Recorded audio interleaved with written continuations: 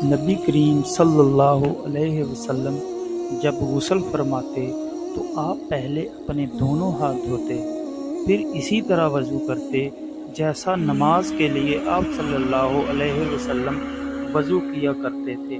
پھر پانی میں اپنی انگلیاں داخل فرماتے اور ان سے بالوں کی جڑوں کا خلال کرتے، پھر اپنے ہاتھوں سے 3 چلو سر پر ڈالتے، پھر تمام بدن پر پانی بہا لیتے۔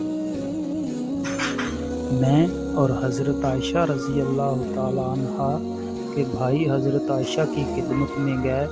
ان کے بھائی نے نبی کریم صلی اللہ علیہ وسلم کے غسل کے بارے میں سوال کیا تو آپ نے سا جیسا ایک برتن منگوایا، پھر غسل کیا اور اپنے اوپر پانی بہایا۔ اس وقت ہمارے درمیان اور ان کے درمیان پردہ حائل تھا۔ امام ابو عبداللہ کہتے ہیں کہ یزید بن ہارون بحث اور جدی نے شعبہ سے قدر کے الفاظ روایت کیے ہیں۔ رسول اللہ صلی اللہ علیہ وسلم نے فرمایا، میں تو اپنے سر پر 3 مرتبہ پانی بہاتا ہوں، اور آپ صلی اللہ علیہ وسلم نے اپنے دونوں ہاتھوں سے اشارہ کیا۔ میرے پاس تمہارے چچا کے بیٹے، ان کی مراد حسن بن محمد ابن حنیفہ سے تھی، آئے۔ انہوں نے پوچھا کہ جنابت کے غسل کا کیا طریقہ ہے؟ میں نے کہا کہ نبی کریم صلی اللہ علیہ وسلم 3 چلو پانی لیتے اور ان کو اپنے اپنے سر پر بہاتے تھے، پھر اپنے تمام بدن پر پانی بہاتے تھے۔ حسن نے اس پر کہا کہ میں تو بہت بالوں والا آدمی ہوں۔ میں نے جواب دیا کہ نبی کریم صلی اللہ علیہ وسلم کے بال تم سے زیادہ تھے۔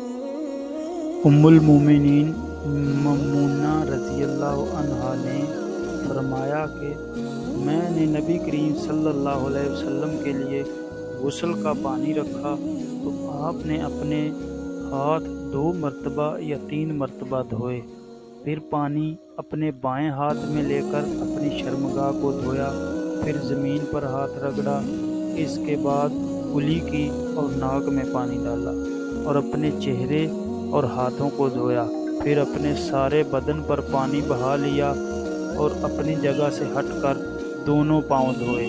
نبی کریم صلی اللہ علیہ وسلم جب غسل جنابت کرنا چاہتے تو حلاب کی طرح ایک چیز منگاتے، پھر پانی کا چلو اپنے ہاتھ میں لیتے اور سر کے داہنے حصے سے غسل کی ابتدا کرتے، پھر بائیں حصے کا غسل کرتے، پھر اپنے دونوں ہاتھوں کو سر کے بیچ میں لگاتے تھے۔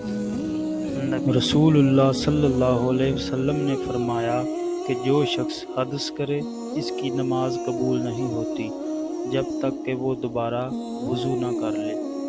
حضرموت کے ایک شخص نے پوچھا کہ حدث ہونا کیا ہے؟ آپ صلی اللہ علیہ وسلم نے فرمایا کہ پخانہ کے مقام سے نکلنے والی آواز والی یا بے آواز والی ہوا۔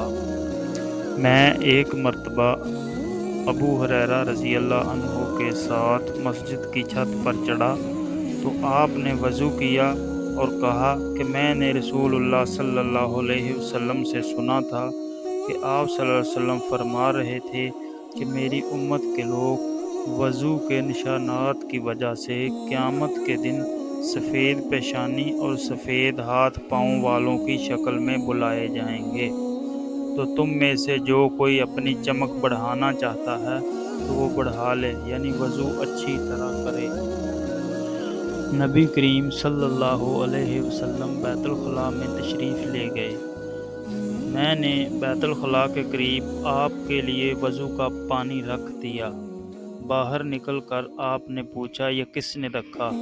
جب آپ کو بتلایا گیا تو آپ نے میرے لیے دعا کی اور فرمایا، اے اللہ اس کو دین کی سمجھ عطا فرمائیو۔ رسول اللہ صلی اللہ علیہ وسلم نے فرمایا، جب تم میں سے کوئی پانی پیے تو برتن میں سانس نہ لے، اور جب بیت الخلاء میں جائے تو اپنی شرمگاہ کو داہنے ہاتھ سے نہ چھوئے اور نہ داہنے ہاتھ سے استنجا کرے۔